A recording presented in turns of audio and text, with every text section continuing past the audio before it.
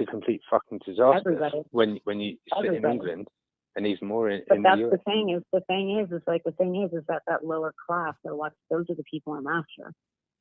They're the ones. Yeah, but what if someone takes the words and distorts it and says, "This is Rose McGowan. She was this. She used to do that. She." I don't give a fuck. Who cares? That's stupid. Why do I care what stupid people say? No, just because the way people distort you. That's the thing. Well, you're not. Yeah, but you're not in control of that. I'm not in control of how people think.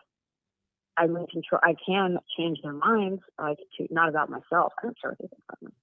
No, but if I read your letter to the media, like, interviewers can't be interviewers don't do well when they're stupid with me. They don't do well. No, sure, but I watched, for example, that Bravo interview, and I just thought, what the fuck, like that. I wasn't. It's nothing to do with. It's nothing to do with you. Ready. I'm just saying, like, I know, but I wasn't strong. It does have to do with me. I should have just walked off that set. No, but if you walk off the set, you've got no voice at all. So you've got but you've got to weigh up. No, then you talk to the media. Then you release a letter. I watched another interview with you where there was, the woman wearing the Depeche Mode T-shirt, talking about going out to vote. I don't know what the channel was. And actually, you come across. Broadly? I'm not sure. She. All I remember was the Depeche Mode T-shirt, and I just thought that you came across so hard and strong. And actually, I am. No, but and it doesn't matter about the interviewer. Whereas when you watch the Bravo one, it's nothing to do with you. It's just someone who's like trying to be like, oh, here's another woman that we can just kind of categorize and so on. Yeah, he's a gay male misogynist. Yeah. And again, it's not to do with you. I mean, that's just, it has nothing. The person didn't see me at all. They had pre-planned stupidity, but I will never do that again. Yeah. That was like, I was like, okay, this is what I want to. And you learn what you'll do by learning what you don't. But then you put out and how you handle it.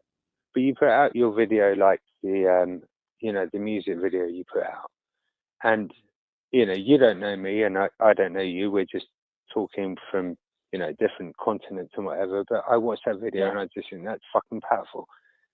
I've got my reasons for thinking it, and like I told you, I've got my family background, and you've got your your background and whatever, and sometimes it connects and sometimes it doesn't, but you're just trying to connect to as many people as you can from one perspective.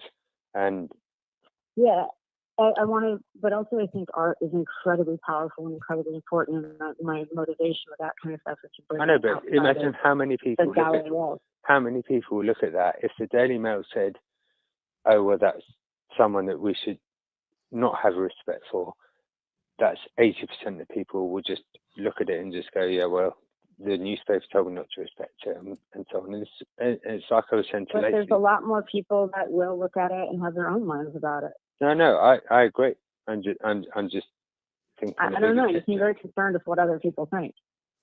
No, but that's my own experience from, I blew a whistle on a massive. I think you went through the shock of it. You hadn't gone through that before, have you? No, I have gone through it, but from a very different perspective from you. Even though we both were whistleblowers, you're coming at it from an angle where people knew you and thought they knew you. You hadn't gone through the media gauntlet before. You hadn't gone through the gauntlet. No, exactly. People hate them. Exactly. Right. So it's fresh to you and a lot more. It sticks in your head. The new things, they stick. And this is part of the piece. It's like just like how you can't relate to your wife giving birth, people can't relate or understand what it's like to be at the eye of a storm. No, and I've got and this is, and on the one hand it's respect, on the other hand it's like complete shock. You there's no point me saying to you, oh yeah, well I can imagine what it's like to have all these people saying fuck Rose Army. You when you put the hashtag Rose Army and all these people are so negative. Like there's just I'm glad in a way. But there's a lot of people that are really positive. No, so many people that are positive, and there's people that are saying literally, you're talking about something that they wish they could say. Yeah. And so when we started doing this piece about Hollywood generally, obviously it's about people and what their experiences are, but it's also about their experiences of dealing with the backlash, and the backlash is huge. Right. It is. It's very strange to have a phone in your hand even when it's like not like if you're following, even if you're not on Twitter or something like that, but you have the phone which has an app in it, and all it is like when you're at the eye of the storm, you feel like this weird buzzing electricity that like you could touch an app and all of a sudden thousands and thousands of voices are in your head. Exactly, and I see messages where someone says, someone will put a tweet saying, "I can't believe Rose McGowan followed me," and you just think that for that person sitting there, I don't know where they are. That it's late at night, it's early in the morning. I have no idea, but for them, that's touched them, and it's a massive thing. And then other people are coming on saying, "Yeah, amazing that she followed you." And, I can't relate to that. Obviously, I've had an impact, but it's not the same as, people that come on and just say, "I can't believe she followed me," or retweeted me and everything. But it's hard to say. I've lived this life for a long, long time. I mean, I had. Yeah, but it still must be when the internet first really exploded, like really crazy. Like we were told it was a nightmare. We were told by managers and agents, all actors and famous people, basically, that you had to man your own website, that you had to look at the comment section. This is before we knew that it's like Lord of the Flies. Yeah. Like, you don't fucking go there. But there was some website devoted to how sad I was. And it was really well done. I remember being and it fucked me up. I got really skinny afterwards. It was all about how sad I was, the diagrams all over me. And the fact that the girl actually used, I'm assuming it was a woman, because otherwise it would be even weirder, used proper English and good grammar stuck in my head. The things she said stuck in my head. And it's very hard to wash. It's like I call it like you're sitting at a bus stop and someone goes by with a mud pie filled with rocks and you just throw it at your face for no reason. And you're stuck with it. You're trying to get it off. But at what point in your career was that? I've been through it so much. I've been through it so many times that now I'm I literally don't care. I don't care what you say. I don't care what you think. I'm going to do me. I know there's a lot of like-minded people, and I know I can get more people on my side. Sure. In the future. I know this. And I was waiting for somebody else to do what I'm doing. I was waiting. And nobody was going to. And there's nobody who's been built like me. There's nobody who's got the insight I had from the inside and the outside. Being a woman in this world, but also being the one that was marketed to fuck women in this world. And then part of the machine, deep, deep insider. And the thing with actresses is that they don't respect you in any way, shape, or form, so they just say and do whatever they want to because they have full ownership. There's no such thing as a human resources department. Yeah. There's nobody to talk to. And it's aided and abetted by everybody on that side.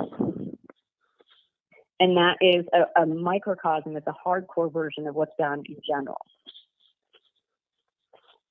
What's done in general to women and how work climates are and things like that are, generally speaking. And obviously there's exceptions. But the thing is, I've been through this media gauntlet so many times. When they said I wanted to join the IRA, and it went so crazy. There were all these people all over the world that were gathering, getting groups online to come protest me in Hollywood. I'm like, where do you think I am? The same place every day you can find me? Idiots. Comment with that one was, suck it, bitches. They were the question was, if you were in 1983 on the Falls Road in Belfast, would you join the IRA? And I'm like, well, I'm Irish. Yeah, duh. Of course I would. Yeah. That's a no-brainer. But it's not 1983 and I'm not on the Falls Road. So it's not a thought. But if I was Irish at the time, living on the Falls Road, fucking course I would. It just seems logical. Also, I was black in 1991 in South London. As a young black man, is there a high probability I would be put through the blood? Yeah. Yeah. That's also logic to me. It's not I want to join the IRA. It was just I'm sure that would be. No, but the bottom line is whatever. And everyone freaked out, and I was like, oh, shut up. But the thing is, they're all these hand wringers. It's just so stupid. And I got really mad when somebody, and I think it was the Daily Mail on the front page, said you wanted to shoot me in the face. I was like, oh, okay, let's go. Then I got mad. Is that they have? And I've noticed that if you go back at people, if you push back, they stop. If you just take it and let it roll over you, they add up. It's Lord of the Flies. They keep building. People are a lot more scared to go after me because they know I have a mouth and they know I have a way with words and I can take them down. But then how do you convince, say, HarperCollins to, I mean, I'm only saying from my experience. I don't have to convince them. Trust me, they're excited. No, but in the UK, if I was to say, I don't know, I'm just like putting an example that person X beat me or stole from me or something, they would say you can't publish that because we have no proof. They would say, you know, you're not allowed to put that out there, and that maybe that's different between England and the US. But maybe, I don't know. You know, I'm gonna do what I can. I use my stories as illustrations, but they're not as like, oh, this. They're not pushed back and say, well, you need to give us proof or you need to give us evidence or anything. I had 3 surgeries on my wrist and my elbow. I think that's fair enough. And it happened on the set and everyone saw it. So I'm going to say yeah. Yeah. No, but here, when I did that, they said, well, did you go to the police? Did you know? Right. No, of course. They blame the victim. They do all that shit. But they're also, like, bred to be scared. You know, that's their whole thing. They are bred to put fear into people, and that's what they do. They're bred to put fear into the publisher. They're bred for lawyers. And they overreach it, you know. And I'm going to do what I can and come out as hard as I can. But it's not that. It's not like a tell-all. It's like, this is how it is. Most likely it is on a smaller level how it is in your own life. Because these things happen to women everywhere and men. And I'm trying to just wake people the fuck up. And they basically push back. And they don't push back and say, well, you've got to... I'm teaching people how to be brave. I'm teaching people how to be brave. That's what I'm doing. That's my main goal. And to be brave requires thought and fear. It doesn't mean I'm not afraid. It just means I do it anyway. Yeah. But they don't push back at you and say, well, unless you bring us this proof, we can't publish it, or... Well, they don't have the book yet. How do you mean? It's 85% done. They don't have it yet in there to edit. So all right, so you haven't had that. Yeah. That was my No, experience. and if I have to use fake names, fine. And then in interviews, I'll use the real name. Whatever. It doesn't matter to me. Yeah. But if they said to you, well, you can't put that story because we've got no proof, like, or no... I can put whatever story I want. I can use an anagram name. I can do whatever I want. And then in interviews, I can just say what I want. Yeah. No, all I meant is that, you know, if I was to say that, you know, person X... I don't believe in doing something from the outset with the idea of fear of what people are going to think or do to me. I don't do that. That doesn't lead to good creation. No, but that's you as a person. I just meant as a publisher, you know. No, that's me as an artist and a writer and whatever I do. But if they did turn around and say, well, how do you prove that, or how do you back that up? Well, I have 150 people to 200 people I can subpoena and testify around me. Right. No, fair enough. I'm not the only one. Yeah. Not the only one.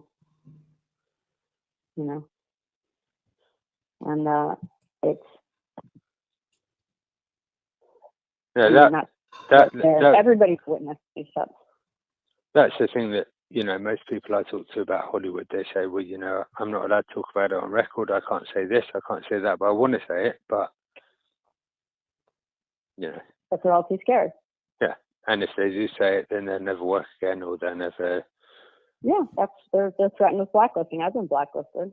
Yeah. I was blacklisted after I was raped because I got raped. Because I said something but only internally. You know, I was blacklisted for years. Why didn't they want to come on a TV show?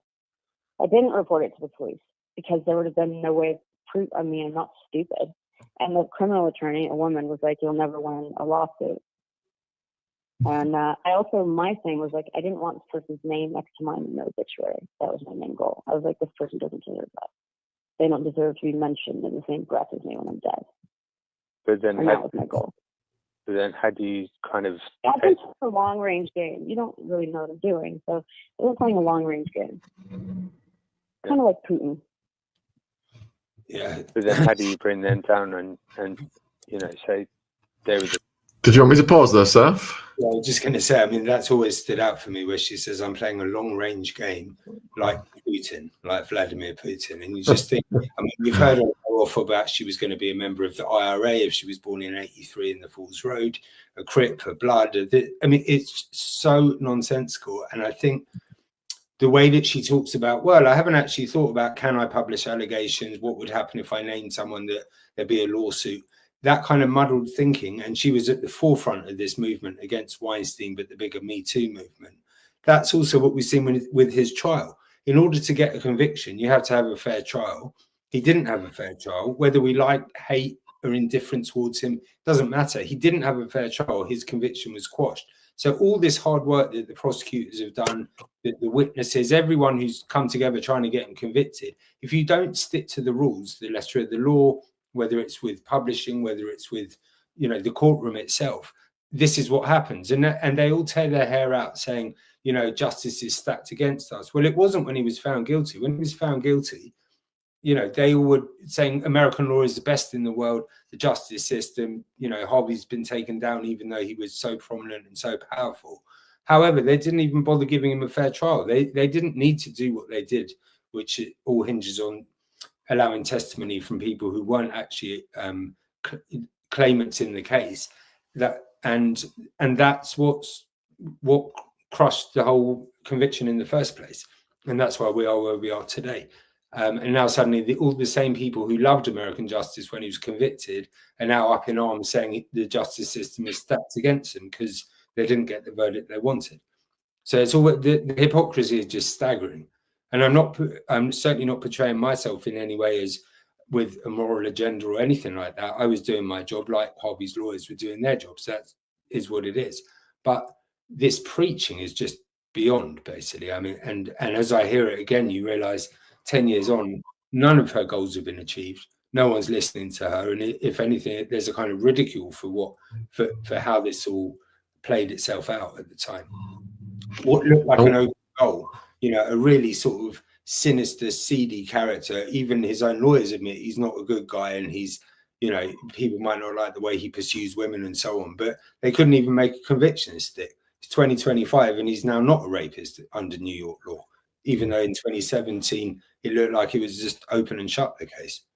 So what that tells you about the people who actually were prosecuting it from the Southern District of New York DA's office, or from people like Rose McGowan who were at the front of Me Too, they've achieved nothing, and if anything have undermined their cause even further, because they couldn't even convict Harvey Weinstein. So how can they convict the man on the street of things that probably have happened but just aren't properly prosecuted? So you're saying that Harvey Weinstein is a creepy guy, but there's a lot of manipulation going on with his case. Well, I think, you know, Hollywood is built on creepy guys and creepy women and hidden agendas, and, you know, but the hypocrisy will always fall flat in the end, because, you know, you've got professors of media professors and film professors out there who say, I won't show my students any film that Weinstein produced, because, you know, is that somehow their reaction to the fact that he got convicted. All that does is take away education from their students. It's like me saying, oh, I wouldn't read any Shakespeare because he was anti-Semitic. You have to separate these things out. Like, either, you know, no one ever said I won't watch a film because the financier behind the film was accused of sex crimes or hit his wife or whatever it is. But when it's Harvey Weinstein, suddenly everyone can get on the bandwagon, be up in arms, and they still haven't got what they wanted 10 years later. It's more than likely that he will be found not guilty again because of how badly the first trial played out. So, all right, let's keep going. The person that attacked me, or they were the person that, I don't know, figure it out. You know, you can't really keep information anymore. The thing is that people here, like Bill Cosby is probably America's most prolific rapist. I'd probably put his rape, if over 100 women came out, that's probably at least 1,200 to 5,000 that didn't. Yeah. And that was a whole cottage industry. And it's not just Bill Cosby, it's his agent, manager, lawyer, assistants, every single person that works on, every person that works on the set nurse, everybody is aiding and abetting the crime. But those are the fuckers I'm going after. But if you wanted to talk about the person that attacked you, how can you trust your publisher would publish it and not come back at you? I don't know. I mean, I don't know. I haven't gotten that far yet, but I can always just do it in an interview. It's not that I'm not that fussed about it. Yeah. No, that was just. And everybody knows who I'm talking about. You know, David Carr from the New York Times was trying to break my story for years, and I wouldn't let him. I was like, it's not time yet. It's not time for the public consciousness is not there. Does that mean you would just keep, I mean, you say everyone knows about it. People weren't awake enough yet. People were not awake enough yet to understand what had happened.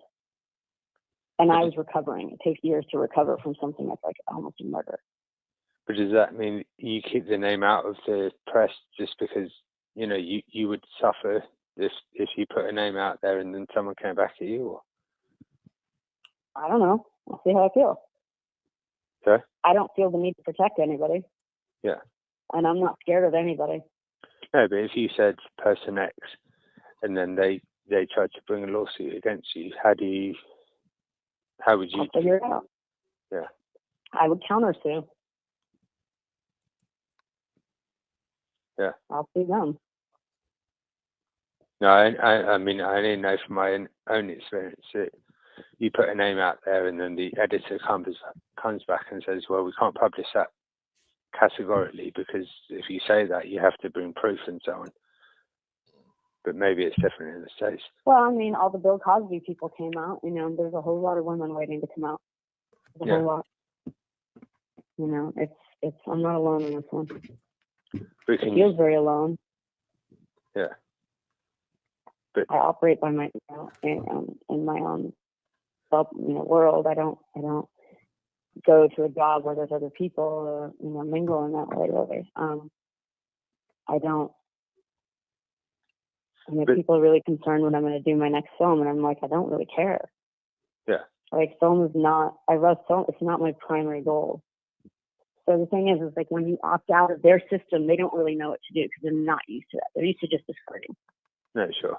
They don't know what to do when someone's like Frances Farmer in the 40s is the last person that tried to escape this town, and they gave her electroshock therapy. I'm sure they would love to do that to me. I'm sure they would really enjoy that. And who's they? You know, all the dudes in power. Yeah. All of them. People that I make uncomfortable. I was on NPR, which is supposed to be the intelligence station, right? And the male interviewer was like, what if they're talking about makes men uncomfortable? And besides the fact, I said, what if walking down the street and it makes me feel like I'm being murdered and raped, slightly more important than your discomfort? I said, when people grow, their legs are uncomfortable, but you get taller. That's the bonus of it. So discomfort, I aim to make people uncomfortable. That's what I do. I don't fuck your comfort. Your comfort doesn't pay off. Your comfort is too lazy. Your comfort is led to this state that we're in. The man chair that's permanently under the man's ass of comfort, I would like to kick out. Yeah. Their life too. It's not just, you know what I mean? It's they're so closed to living a huge internal life. It's very sad. I'm like, wow, if this is your one go round, that's what you're gonna do? Wow. Okay. So what would make you kind of call it quits, or just say call what quit? Well, no, generally just say you nothing at all. Why should it? No, I don't know why it should. Sometimes it's fun to kick people in the head. Okay. They deserve it. They've been kicking a lot of others. Sometimes people need to get kicked. Yeah. You know what I mean? I was like basically an abandoned 15-year-old in Hollywood. I've lived here on my own since 15 years old. And I have maybe one or two friends here. And I don't know almost anybody in the industry because I find them repulsive and hide from them. I just avoid them. I just don't. I fuck with Los Angeles, not Hollywood. Yeah. But who do you blame for the abandonment? Well, I mean, my mother wasn't the smartest at the time. She's brilliant. She's a genius, literally a genius person, but not the most logic-based. But I was also I'd also emancipated myself. I'd already gone to court to represent myself, to take care of my own affairs. I mean, I was my own lawyer. I was exactly like I was just smaller. Yeah. I've never changed. That's the thing about me. They fucked with me. I got lost for a while. But that's what happens to you after you get almost murdered. Like, you go sideways. And I was very angry that I'd been a 13-year-old runaway and it didn't happen to me there, but it happened when I thought my life was getting easier. I was very upset about not being on guard. I had no idea. And set up by my then female manager who still has a job there.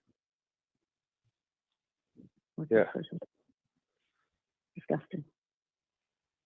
And it breaks my heart and it makes me really sad for that girl, you know? Yeah. Can you